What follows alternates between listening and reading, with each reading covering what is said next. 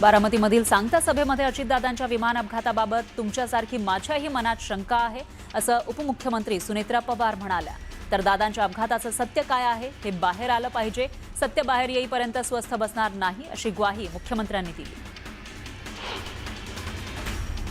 बारामतीच्या विकासात आपण सर्व एकत्र राहू हा शब्द असल्याचं सुप्रिया सुळे म्हणाल्या। सुनेत्रा पवारांच्या प्रचारासाठी सुप्रिया सुळे महायुतीच्या मंचावर दिसल्या। यावेळी त्यांनी दादांच्या आठवणींना उजाळा देत त्या भावुक झाल्याचं पाहायला मिळालं। दादांची जी स्वप्न ती पूर्ण करू, सर्व स्वप्न पूर्ण करण्यास मदत करू। मवियाचा प्रत्येक कार्यकर्ता सुनेत्राताईंसोबत उभा आहे असं आश्वासन त्यांनी यावेळी दिलं। बारामती पोटनिवडणुकीच्या प्रचाराची सांगता सभा पार पडली। यावेळी जय पवार दादांच्या आठवणीनं भावुक झाले।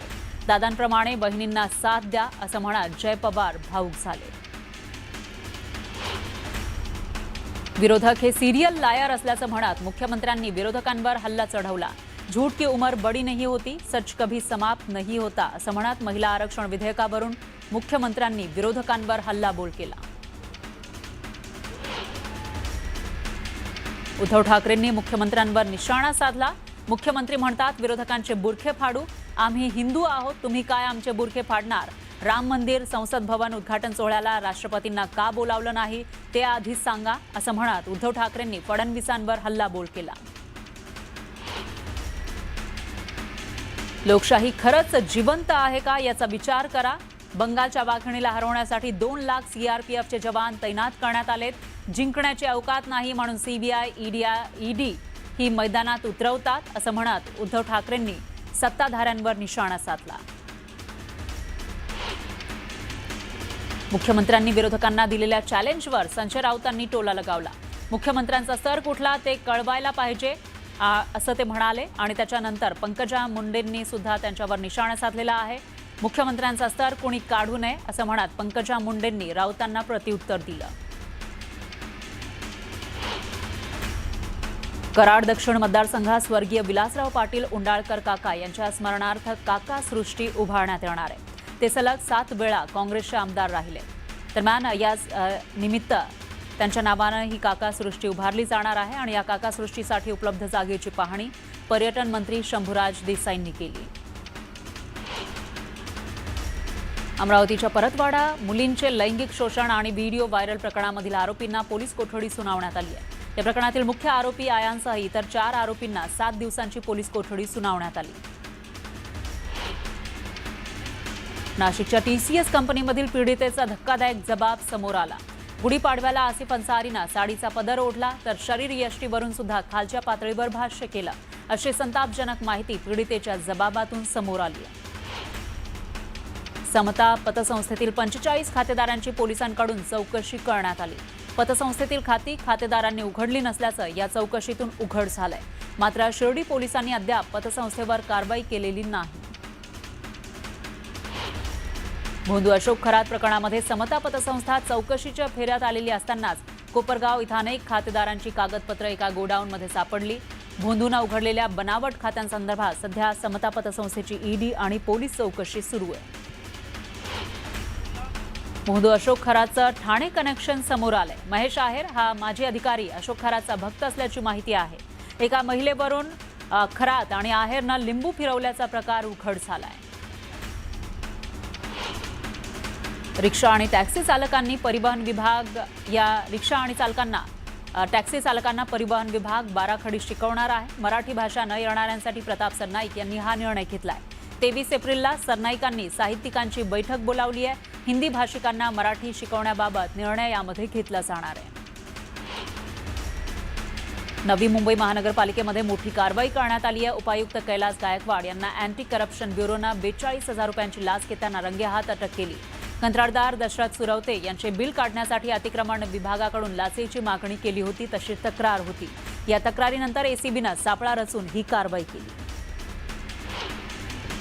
मध्य रेल्वेची वाहतूक दिवसभरात 3 वेळा विस्कळीत झाली। त्यामुळे मस्जिद बंदर स्टेशनजवळ लोकलच्या रांगा लागल्याचं दिसून आलं। लोकल विस्कळीत झाल्यानं प्रवाशांचा खोळंबा झाला। पहलगाममधील भ्याड हल्ल्याला 1 वर्ष पूर्ण झालं। आजही त्या दिवसाचं दृश्य आठवलं की कौस्तुभ गणबोटे यांच्या पत्नी संगीता गणबोटे यांच्या डोळ्यात पाणी येतं। त्या दिवसाची आठवण काढली की आजही अंगावर काटा येतो, अशी भावना गणबोटे यांच्या पत्नींना व्यक्त केली. गोंदियामध्ये मागील 2 दिवसांपासून ढगाळ वातावरण आहे. याचा फटका मक्याला बसताना दिसतोय. ढगाळ वातावरणामुळे अनेक ठिकाणी मका पिकावर रोगाचा प्रादुर्भाव झालाय. पानांवर डाग पडणं, पिकाची वाढ कमी होणं अशा समस्या निर्माण झाल्या. त्यामुळे शेतकरी मोठ्या चिंतेत आहे. राज्य सरकारनं जुनी पेन्शन योजना लागू करावी या मागणीसाठी आज राज्यभरातील 17 लाख कर्मचारी संपावर होते. गोंदिया जिल्ह्यामध्ये सुद्धा 4500 कर्मचारी संपात सहभागी असल्याचं संघटनांच्या वतीनं सांगण्यात आलं. पण या संपाला अत्यल्प प्रतिसाद मिळत असल्याचं दिसून आलं. सोलापूरमधून एक धक्कादायक माहिती समोर आली आहे. मनपा आणि खासगी हॉस्पिटलमध्ये उपचार घेतलेल्या 34 अल्पवयीन मातांची माहिती लपवल्याचा प्रकार समोर आलाय. या प्रकरणी सोलापूर पोलीस ठाण्यात 10 जणांच्या विरोधात गुन्हा दाखल करण्यात आलाय.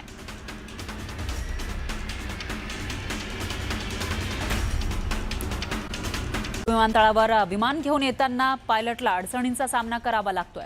एका बाजूला लेझर बीम विमानावर मारल्याचा प्रकार ताजा आहे, तर आता विमानतळा शेजारी असलेल्या डम्पिंग ग्राउंडवर मोठा अडथळा हे ग्राउंड ठरतंय. खाली पेटवलेल्या कचऱ्याच्या धुरातून वाट काढत विमान लँड करावं लागतंय.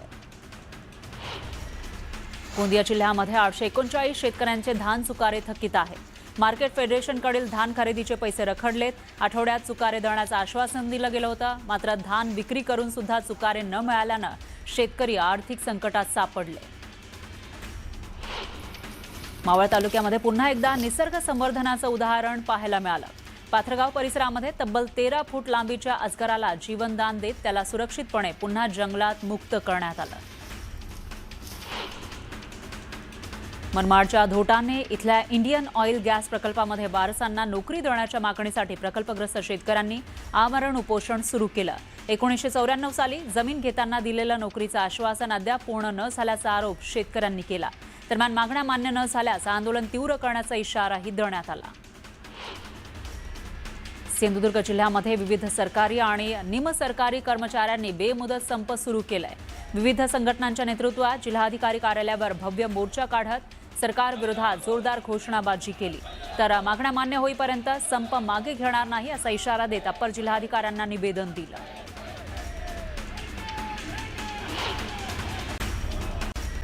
राज्यभरातील सुमारे 17 लाख कर्मचारी संपावर गेले होते.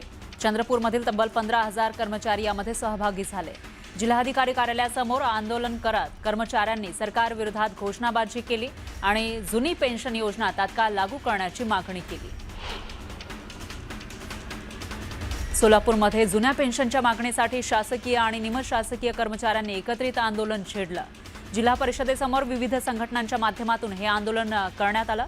विविध विभागातील कर्मचारी आंदोलनात सहभागी झाले. जळगाव जिल्हाधिकारी कार्यालयामध्ये शासकीय कर्मचाऱ्यांनी बेमुदत काम बंद आंदोलन केलं. राज्यव्यापी आंदोलनामध्ये जिल्ह्यातील सुमारे 12,000 कर्मचारी सहभागी झाले. जुनी पेन्शन योजना लागू करा आणि कंत्राटी भरती बंद करा या प्रमुख मागण्यांसाठी आंदोलन करण्यात आलं.